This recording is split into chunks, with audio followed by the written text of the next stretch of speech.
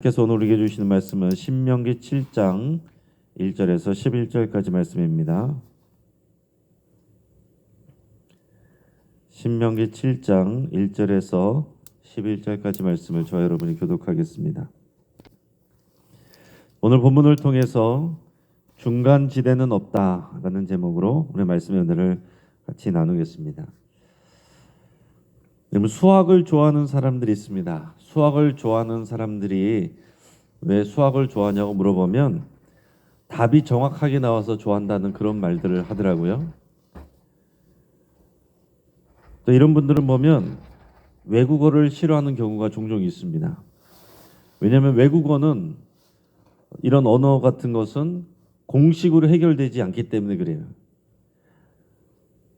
몇 가지 공식으로 외웠어도 언어는 예외 상황들이 꼭 있습니다.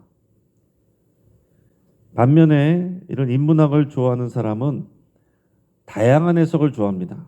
정답 하나가 딱 나오는 것보다 다양한 해석이 열려져 있는 것, 이런 거를 좋아합니다. 그리고 이분법적으로 딱 나뉘는 것을 보통 싫어합니다. 그러면 여러분, 어떤 것이 좋은 것입니까? 상황에 따라 다른 것이죠. 그럼 하나님은 어떠실까요? 여러분, 세상을 보십시오. 꽃은 빨간색, 하늘은 파란색, 이렇게 딱 정해져 있습니까? 그렇지 않죠. 꽃을 보면 다양한 색상과 모양들이 있습니다. 또 하늘색도 시간에 따라서 계속 달라집니다. 무슨 얘기일까요? 하나님은 다양성을 사랑하신다는 얘기입니다. 하나님 우리를 다 똑같이 만들어 놓지 않으셨다는 거예요. 그래서 다양한 민족과 인종의 사람들이 각자 자신들의 문화와 또 방법으로 하나님을 찬양하고 예배하는 것을 하나님께서 기뻐하십니다. 자, 그러나 반면에 우리 하나님은 이분법적인 가치관을 말씀하십니다. 세상에서는 선과 악의 중간 제대가 있는 것으로 생각하고 묘사합니다. 그러나 하나님은 선과 악의 중간지대는 없다라고 말씀하세요. 여호와 하나님을 섬기면서 동시에 우상들을 허용하는 것을 허락하지 않으십니다. 여러분, 애굽 땅에 얼마나 많은 신들이 있었고 또 가나안 땅에도 다양한 신들이 있는데 여호와 하나님만 섬기라, 이 말은 너무 배타적이지 않습니까? 다른 신들을 섬기는 민족들과도 좀 자연스럽게 교류하고 서로를 존중하면서 또 그렇게 지내면 좋지 않겠어요?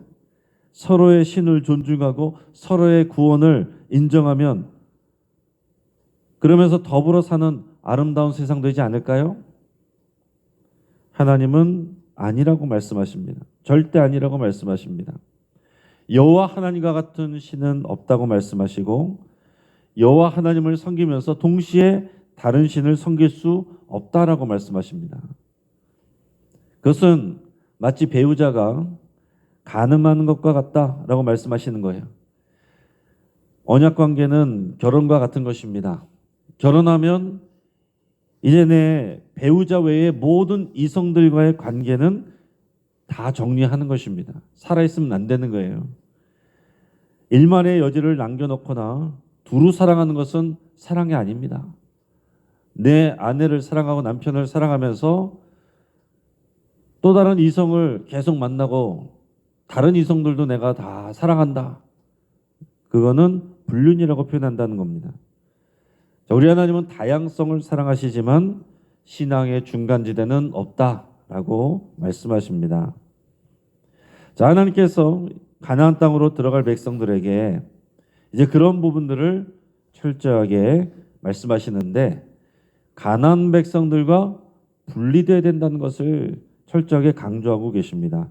우리 1절 2절 말씀을 같이 읽겠습니다. 내 하나님 여호와께서 너를 인도하사 네가 가서 차지할 땅으로 들이시고 내 앞에서 여러 민족 헷 족속과 기르가스 족속과 아모리 족속과 가나안 족속과 브리스 족속과 히위 족속과 여부스 족속 곧 너보다 많고 힘이 센 7 족속을 쫓아내실 때에 내 하나님 여호와께서 그들을 내게 넘겨 내게 치게 하시리니 그때 너는 그들을 진멸할 것이라. 그들과 어떤 언약도 하지 말 것이요 그들을 불쌍히 여기지도 말 것이며. 아멘. 자, 본문에 의하면 가나안 땅에는 7족속이 살고 있습니다. 자, 그들은 모두 이스라엘 민족보다 인구도 많고 그리고 군사적으로 힘이 셉니다. 하지만 이스라엘 백성은 그들과 전쟁을 해서 그들을 그 땅에서 다 쫓아내야 됩니다. 자, 인간적으로는 어려운 일이에요. 지금 출애굽 1세대는 불가능하다고 하다가 광야에서 다 죽었습니다. 그러나 이제 출애굽 2세대는 그 일을 순종해서 들어가서 그 거인 족속과 싸워서 그 땅을 차지해야 됩니다. 인간적인 계산으로는, 객관적인 데이터로는 어려워 보이지만 하나님께서 그들을 그 땅에서 쫓아내시겠다고 말씀을 하십니다. 자, 이것은 하나님의 전쟁인 거예요. 자, 왜 그러실까요? 하나님은 왜 가나안 사람들을 미워하실까요? 그것은 그들의 범죄함 때문에 그렇습니다. 이스라엘 백성들에게 땅을 주기 위해서 멀쩡히 잘 살고 있는 원주민들을 쫓아내는 그런 침략의 의미가 아니에요. 이스라엘 민족이 가나안으로 들어갈 때는 이미 이 가나안 백성들의 죄가 하나님 보시기에 가득 찼기 때문에 그런 것입니다. 창세기 15장 16절에 하나님께서 아브라함과 약속하실 때에 하나님께서 땅을 주시겠다고 약속하셨습니다. 그런데 시간이 걸린다라고 그랬어요. 창세기 15장 16절 말씀을 제가 읽어드립니다. 네 자손은 4대 만에 이 땅으로 돌아오리니 이는 아모리 족속의 죄악이 아직 가득 차지 아니함이니라 하시더니. 자, 이게 무슨 얘기냐면 하나님께서 창세기 15장에서 아브라함에게 약속을 주실 때에 네 자손이 많아질 것이고 땅을 줄 것인데 그러나 애굽 땅에 가서 종살이를 하게 될 것이라는 것을 말씀하십니다. 그러고서 다시 4대 만에 돌아오게 하실 것이라고 그랬어요. 가나안 땅에 아브라함이 먼저 와서 살았습니다. 그러나 나그네처럼 살았어요. 자기 땅이 없었습니다. 그런데 하나님께서 이 땅을 너에게 줄 것이다. 너희 후손들에게 줄 것이다. 그런데 지금은 아니다라고 그랬습니다. 4대 만에 이 땅으로 애굽 땅으로 해서 후손으로 거기서 너희 후손들이 지내다가 종로로 타다가 이 땅으로 4대 만에 돌아오게 될 것이다. 실제로는 성경에 보면 430년 만에 애굽 땅에서 이제 가나안 땅으로 오게 되는 겁니다. 그러니까 애굽 땅에서 생전 처음 하는 이 사람들은 그랬겠지만 아브라함이 먼저 거주했고 그리고 그 땅으로 돌아가는 거예요.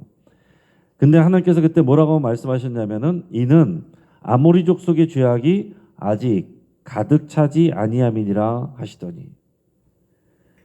자, 이스라엘 백성이 애굽에서 지내다가 금방 와서 이 땅에 오면 좋을 것 같지만 4대 만에 이 땅으로 돌아오게 하시는 것은 하나님께서 설명하실 때에 이 아모리 족속, 이 가나안 족속, 7족속 다 표현하는 것입니다.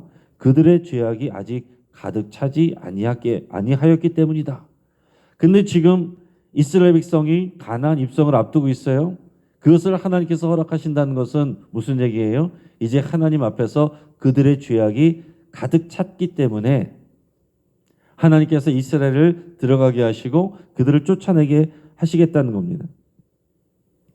그러니까 지금 이스라엘 백성이 들어가서 가나안 사람들하고 싸우는 것은 뭐냐면 하나님의 심판을 수행하는 의미가 있어요. 그러니까 이것을 모르는 또 이것을 안 믿는 분들은 어떻게 생각하겠습니까? 이스라엘은 침략자죠. 멀쩡히 살고 있는 원주민들을 쫓아낸 땅을 빼앗은 그런 침략자밖에 되지 않습니다. 그러나 이것은 하나님의 눈과 하나님의 기준으로 하나님의 말씀으로 보면 이것은 하나님의 심판이에요. 가나안 족속의 죄와 우상들을 심판하는 그런 의미다라는 얘기입니다. 그래서 이런 전쟁을 헤렘이라고 그래요. 헤렘은 그 땅에 있는 모든 것을 진멸하는 것을 말합니다. 그래서 하나님께서 그 백성들을 진멸하라 말씀하시고 그들과 어떤 언약도 하지 말라고 하시고 그들을 불쌍히 여겨서도 안 된다 이렇게 말씀합니다. 그러나 물론 문자적으로 또 완전히 다 그렇게 수행하지는 않았던 것으로 보입니다. 자, 중요한 것은 하나님께서 지금 강조하는 건 뭐냐면 그 가나안 사람들과 섞이지 않는 겁니다. 하나님께서 이 땅을 이제 이스라엘 백성에게 주셨는데 그곳에서 살고 있는 사람들을 쫓아내고 그들과 섞이지 말아야 된다라고 말씀을 하시는 거예요. 그들이 섬기던 신을 너희가 절대로 섬기면 안 된다. 그 앞에서 그것을 계속 강조하셨잖아요. 다른 신들을 섬기면 안 된다. 거기 마음을 빼앗겨서는 안 된다. 그러기 위해서 너희는 그 땅에 있는 사람들을 다 쫓아내야 되고 그들과 섞이면 안 된다. 철저하게 분리되어야 된다. 이걸 말씀합니다. 자, 특별하게 구별되고 분리되는 것, 이것을 거룩이라고 말하는 겁니다. 자, 혼인의 관계도 거룩의 차원에서 우리가 이해가 되는 거죠. 우리가 결혼하는 것은 이제 구별되는 겁니다. 아내는 이제 남편에게만 속하는 거예요. 다른 남자들하고 어울려서 그렇게 지내는 게 아닙니다. 이제 남편에게만 속하는 거. 이게 결혼이고 이게 분리되는 거고 이게 어떤 의미에서의 거룩이에요. 자, 하나님께만 속해서 하나님만 섬기는 거. 이게 거룩이고 다른 신들을 섬기는 사람들과 섞이지 않는 거. 이게 거룩한 분리예요. 자, 이어서 우리 3절에서 5절까지 말씀을 이어서 읽겠습니다. 또 그들과 혼인하지도 말지니 내 딸을 그들의 아들에게 주지 말 것이요 그들의 딸도 내 며느리로 삼지 말 것은 그가 내 아들을 유혹하여 그가 여호와를 떠나고 다른 신들을 섬기게 하므로 여호와께서 너희에게 진노하사 갑자기 너희를 멸하실 것임이니라. 오직 너희가 그들에게 행할 것은 이러하니 그들의 제단을 헐며 주상을 깨뜨리며 아세라 목상을 찍으며 조각한 우상들을 불사를 것이니라. 아멘. 자, 지금 이 내용도 마찬가지입니다. 분리돼야 되는데 분리되지 못하고 섞이는 거. 가장 쉬운 길이 뭐냐면 통혼하는 것입니다. 가나안 족속하고 통혼하는 거예요. 그 자녀들을 결혼시키는 거. 이것이 가장 쉽게 섞이는 일입니다. 하나님은 이것을 철저하게 금하라고 말씀을 하셔요. 딸이든 아들이든 그 가나안 족속의 자녀들하고 결혼시키면 안 된다. 너희가 결혼해서는 안 된다. 이렇게 말씀하십니다. 이유가 뭐예요? 그 가나안 족속의 딸이 이스라엘의 아들들을 유혹해서 하나님의 백성들을 그들로 하여금 여호와를 떠나서 다른 신들을 섬기게 하게 될 것이기 때문이다. 이렇게 말씀합니다. 그러면 여호와 하나님은 진노하시게 되고 이스라엘 백성을 멸하실 수 있다. 이렇게 말씀하십니다. 그 예가 있었죠. 앞에서도 언급했던 바알볼 사건이 그 모압 여인들에게 유혹되어서 그들이 쉽게 우상에게 넘어가고 혼음하고 그 일로 인해서 2만 4천 명을 연병으로 하나님께서 또 치셨던 그 사건이 있습니다. 얼마든지 이것이 재현될 수 있는 가능성이 있는 거예요. 그리고 더 나아가서는 가나안 땅의 우상들에게 사용됐던 제단을 헐고 주상들을 깨뜨리고 아세라 목상을 찍으며 조각한 우상들을 불사르라 말씀하셨습니다. 자, 이거 다른 게 아니에요. 그들과 혼인하는 것과 우상을 섬기는 것은 아주 긴밀하게 연결이 되어 있습니다. 솔로몬 왕이 실패한 것도 그것 때문이에요. 여러 많은 민족들의 여러 많은 나라들의 공주들과 혼인을 해서 그들이 가져온 우상들이 이 땅에 관영하게 되고 본인도 그런 것들에 대해서 해이해지게 되고 그래서 결국 솔로몬의 말로가 안 좋았고 그로 인해서 남북이 갈라지는 그런 비극을 경험하게 된 겁니다. 그만큼 우상 숭배는 위험하고 치명적이기 때문에 그래요. 그 당시 우상 숭배는 쾌락적이고 기복적이었습니다. 그래서 거룩을 강조하는 여호와의 신앙보다 훨씬 더 유혹적이고 매력적으로 보였습니다. 여러분 지금도 마찬가지예요. 여러분 교회 나와서 예배하는 것보다 밖에 나가서 노는 게 더 재밌죠. 더 매력적으로 보입니다. 믿음이 없는 사람들이 볼 때는 정말 고리타분해 보이고 정말 좋은 시간에 주일에 나와서 하나님 앞에 예배하고 그 시간을 드리고 하루 종일 교회에서 섬기고 이해가 안 되는 거죠. 요즘에는 또 주 5일절에서 금요일부터 해서 토요일, 일요일까지 기본적으로 여러분 2일, 3일을 다 연휴로 매주 놀 수 있는데 정말 이런 시대에 주일을 나와서 예배하고 섬기는 것 정말 믿음 없이는 하기가 어렵습니다. 정말 그런 사람들이 고리타분해 보일 수 있고 답답해 보일 수 있는 거예요. 그러나 여러분 예나 오늘이나 진리는 감각을 따르는 게 아니라 여호와의 말씀을 따를 때 얻게 되는 것입니다. 내 눈에 보기 좋은 거, 감각적으로 좋은 거, 즐거운 거 따라가면 진리와 멀어지게 돼 있고 하나님으로부터 멀어지게 돼 있는 겁니다. 자, 더 나아가서는 이제 하나님의 주도권에 대해서 말씀을 계속하십니다. 하나님의 구원, 하나님께서 복 주시는 것, 이 모든 것은 사람의 공로가 아니라 하나님이 먼저 하신 일이고 하나님의 공로예요. 그것을 강조하시고 가르쳐 주십니다. 6절에서 8절까지 말씀을 우리 같이 읽겠습니다. 너는 여호와 네 하나님의 성민이라. 네 하나님 여호와께서 지상 만민 중에서 너를 자기 기업의 백성으로 택하셨나니 여호와께서 너희를 기뻐하시고 너희를 택하심은 너희가 다른 민족보다 수요가 많기 때문이 아니니라. 너희는 오히려 모든 민족 중에 가장 적으니라. 여호와께서 다만 너희를 사랑하심으로 말미암아 또는 너희의 조상들에게 하신 맹세를 지키려 하심으로 말미암아 자기의 권능의 손으로 너희를 인도하여 내시되 너희를 그 종되었던 집에서 애굽 왕 바로의 손에서 속량하셨나니. 아멘. 자, 하나님께서 이스라엘 민족을 하나님의 성민, 거룩한 백성 되게 하셨다라고 했습니다. 그런데 이것은 이스라엘 백성들이 잘났기 때문에 그런 게 아닙니다. 하나님이 선택하셨기 때문에 그런 거예요. 하나님이 이스라엘을 선택하신 것은 이스라엘 민족이 다른 민족보다 뛰어나거나 더 그 숫자가 많아서 그런 것이 아닙니다. 오히려 그 모든 민족 중에서 가장 적고 보잘것없기 때문에 그렇습니다. 그리고 역사를 통해서 보면 너무나도 고집센 하나님의 말씀을 잘 안 듣는, 듣고도 금방 잊어버리는 그런 민족이기 때문에 하나님께서 선택하신 거예요. 하나님이 이스라엘을 출애굽시킨 이유는 하나님이 이 백성을 사랑하시기 때문이라고 말씀하십니다. 그리고 그들의 백성들, 조상들에게 약속하셨기 때문이라고 말씀하시는 거예요.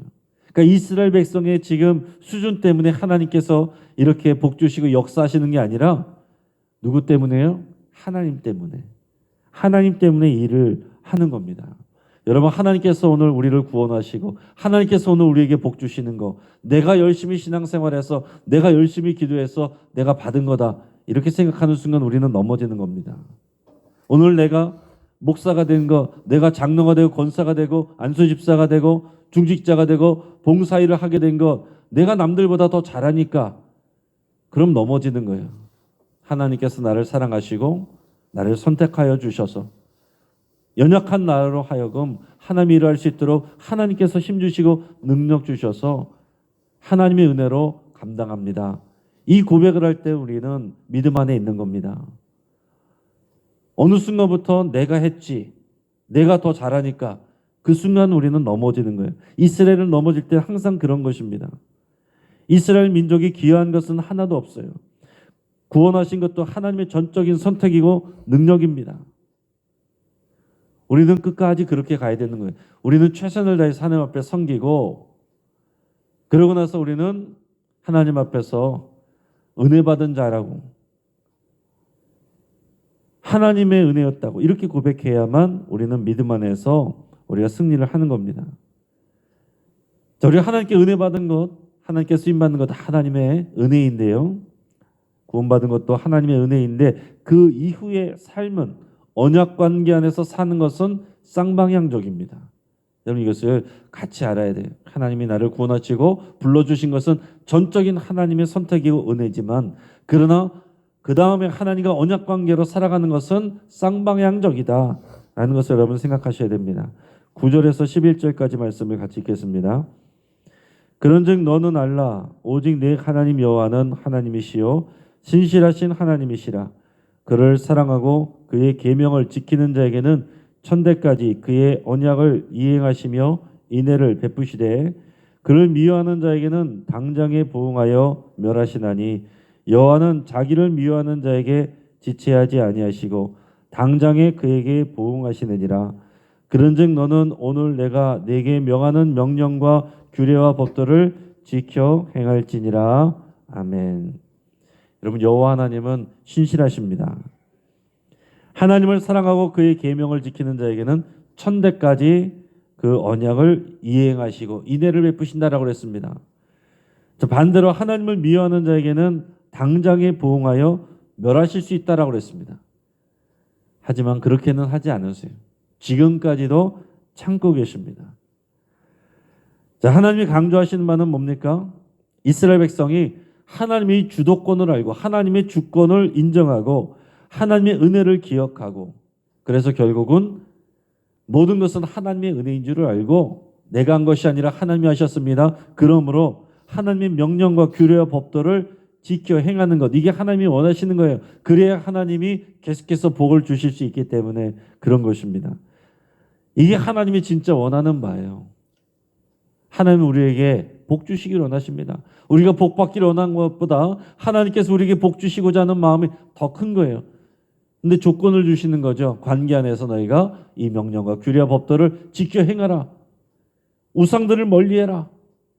너희들은 너무 연약하니까 그들과 분리되어야 된다. 그래야 내가 너희들에게 복을 계속해서 주고 너희 자녀들에게도 계속해서 복을 줄 수 있다. 이게 정말 하나님의 마음인 겁니다. 이제 말씀을 정리합니다. 우리 하나님은 다양성을 사랑하십니다. 그러나 신앙의 중간지대는 없습니다. 신앙의 다양성은 인정하지 않는 거예요. 하나님은 이스라엘 백성에게 가나안 족속과 철저하게 분리되어야 됨을 강조를 하셨습니다. 그들을 다 쫓아내야 되고 그들과 언약하거나 불쌍히 여기지도 말아야 되고 그들과 혼인으로 엮이지 말아야 됩니다. 왜 그렇겠습니까? 그만큼 인간은 죄를 사랑하고 쉽게 넘어지기 때문에 그렇습니다. 여러분 그들 안에 들어가서 오히려 이스라엘 백성들의 신앙으로 그 가나안 사람들과 그런 사람들에게 영향을 줘서 그들이 다 자신들의 우상을 버리고 하나님께로 오면 얼마나 좋아요. 그러나 그런 일은 쉽게 일어나지 않습니다. 이런 불신결혼도 마찬가지입니다. 물론 안 믿는 사람들하고 혼인을 해서 그들이 오히려 믿음을 갖게 되는 경우들도 있습니다. 아주 좋은 일이죠. 그러나 결혼 전에 이런 일이 이루어져야 돼요. 그러고 나서 결혼해야지. 안 그러면 가능은 하겠지만 그러나 오히려 신앙 가운데 넘어지는 일들이 많고 고통받는 사람들이 너무나도 많습니다. 그래서 주변에 보면요. 그 믿음의 자녀들은 너무 쉽게 생각해요. 오히려 믿음의 자녀들 가운데서 믿음 없는 사람들과 결혼하는 것을 쉽게 생각하는 경우들이 있습니다. 그냥 원래부터 믿음의 가정에서 자랐으니까 그게 쉬운 줄 아는 거예요. 그러나 막상 믿지 않는 사람과 결혼해서 내가 전도하면 되지 뭐 이러고서 결혼하고서는 오랜 시간 동안 고통하고 눈물 흘리는 그런 분들이 많습니다. 물론 그렇게 해서 같이 전도하고 하는 것은 좋은 일이죠. 그러나 그렇게 되기보다는 내 신앙생활을 지키기도 어려운 일들이 더 많다는 얘기예요. 이스라엘 백성들도 그들의 신앙을 가나안 사람들에게 전도해서 다 믿게 하면 좋죠. 그러나 오히려 역사적으로도 그들이 연약해서 우상에게 휩쓸려가고 우상 숭배하게 되고 신앙이 해이해지게 되는 거. 여러분 이것이 일반적으로 이루어지는 일이기 때문에 하나님께서 분리될 것을 철저하게 명령하시는 겁니다. 하나님께서 구원하시고 복 주시는 것은 이스라엘의 공로가 아니고 전적인 하나님의 공로이고 하나님의 역사입니다. 오늘 우리가 구원받은 것, 은혜 받은 것, 우리가 하나님의 일을 하는 것 전적으로 하나님의 은혜예요. 내 공로 생각하는 순간 다 넘어집니다. 시험 들고 넘어지는 사람, 다 나를 생각하는 사람 넘어지는 거예요. 목사고 중직자고 봉사자고 내가 했는데 그 순간 다 넘어져요. 남는 것은 원망이고 그리고 불평밖에 안 남습니다. 하나님의 은혜를 아는 자가 해야 될 일은 뭡니까? 하나님의 뜻과 말씀을 따라 순종하는 일입니다. 여호와 하나님을 사랑하고 이웃을 사랑하는 일이에요. 여러분 기억하실 수 있길 바랍니다. 신앙의 중간지대는 없습니다. 같이 한번 기도하겠습니다. 오늘 말씀을 붙잡고 함께 기도할 때에 우리가 이 시대에 가장 강력한 우상은 재물입니다. 돈이에요. 그것을 우리가 행복이라고 표현합니다. 그러나 재물과 하나님을 겸하여 섬기지 않고 확실한 믿음으로 살기로 여러분 결단하며 기도할 수 있길 바랍니다. 세상 속에서 살아가되 생각과 가치관과 행동에서 세상 사람들과 구별되어 거룩하기로 여러분 결단할 수 있길 바랍니다.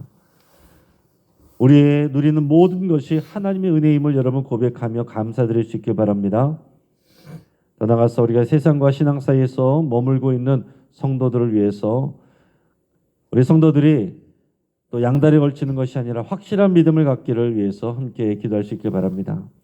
우리 환우들을 위해서 함께 기도해 주시고 특별히 우리 구현님, 군사님 또 일반실에 있는데 또 위에서 기도해 주시고 변영순 군사님 몸에서 이물질 나는 거 그치고 또 치료를 받을 수 있도록 위해서 기도해 주시고 여러 환우들을 위해서 함께 기도하고 여러분들의 아픔에 또 치유를 위해서 같이 기도하겠습니다. 우리 선교를 위해서 또 기도할 때 2월에 베트남 단기 선교 준비하는 우리 청년들과 스태프들을 우리 축복하면서 우리 함께 기도하기를 원합니다. 이 시간 주여